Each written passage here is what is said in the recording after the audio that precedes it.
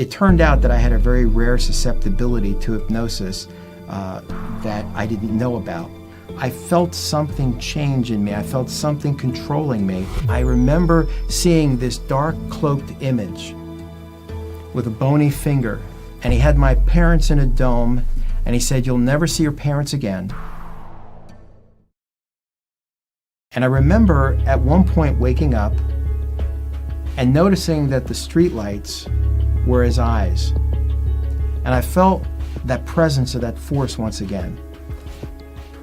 And it was as if I could hear him speaking. And he said, "Do you know who I am? Do you know who I am?" And I said, "No, I don't want you here." And it was as if a veil pulled back, and that fiery face that tormented me when I was a child, that I saw and haunted me in my dreams and all of those things, was there. It was coming back again from when I was 3.5 years old or 4 years old. And I said, "I'll kill you." In the meantime, my mom had called the police. They came in. They heard me say, "I'll kill you." When the first one came, I threw him 10 feet across the room, a little 16-year-old skinny kid throwing a big top.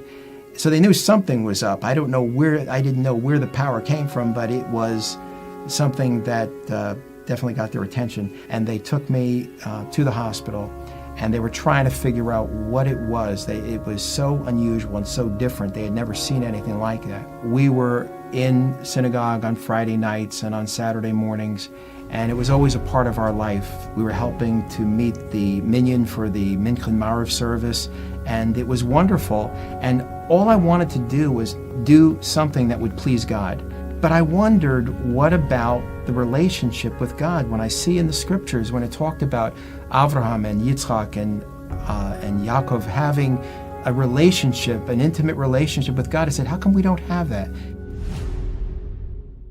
In my freshman year of college, I was living off campus. I was keeping kosher, I wore my yarmulke, I was doing all these things. I was with my roommate. We had some things that happened that were very unusual and made me feel very under pressure. I felt the presence of that force again that I hadn't experienced since high school, and I thought that was all done, and I got really nervous. And in that moment, I found myself quietly asking God, what am I doing here? What am I doing here?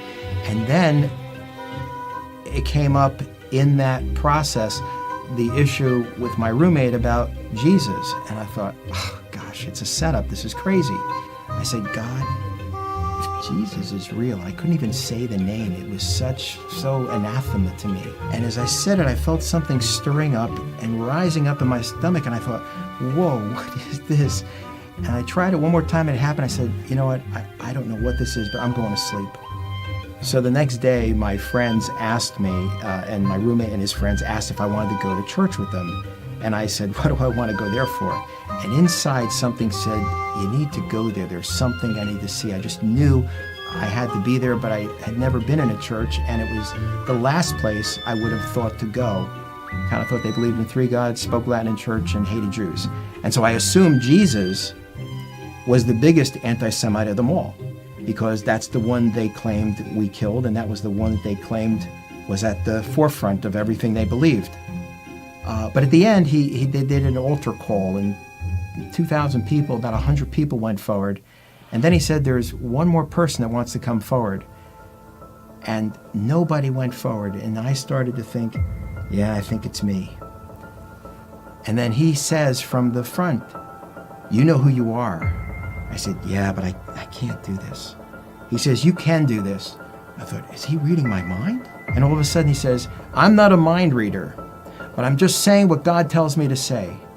And this went back and forth for a while, and nobody went up. And then finally said, no, I'm not going to do this. I'm not doing this. And I felt that force again, and I said, oh, I want to do this. Well, by the time I wrestled to do it, I stood as he said, everybody be seated. And I'm the only one standing.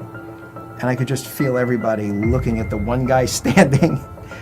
And then he said something. He said, bring him down. Bring him down here.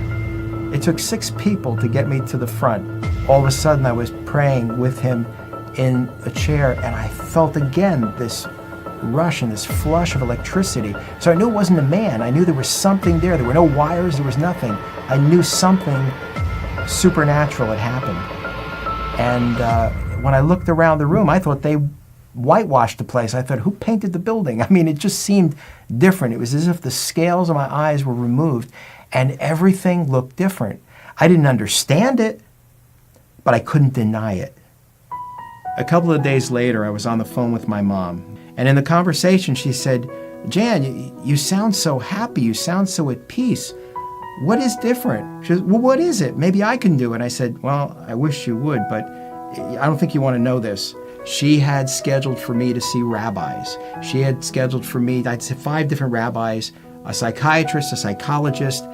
She had the whole thing set up for me. People ask me, how can you be Jewish and believe in Jesus? You can't be Jewish and believe in Jesus. And I asked them a question. I said, who told you that? They said, everybody knows that. I said, okay, everybody knows, but how do you know it? Have you ever studied it? No. Have you ever looked at it? No. Have you ever evaluated to challenge it? No. And then they tell me, by the way, you're brainwashed. You believe whatever you're told. You can't think for yourself. So I continue to ask them, how do you know? And then finally it comes down to them saying, if he was really the Messiah, the rabbis would tell us. I said, so you know it because the rabbis told you? Yes. I said, so you never studied it, you never looked at it, you never evaluated it, you never had any cost involved, but the rabbis told you and you believe it. Who's brainwashed?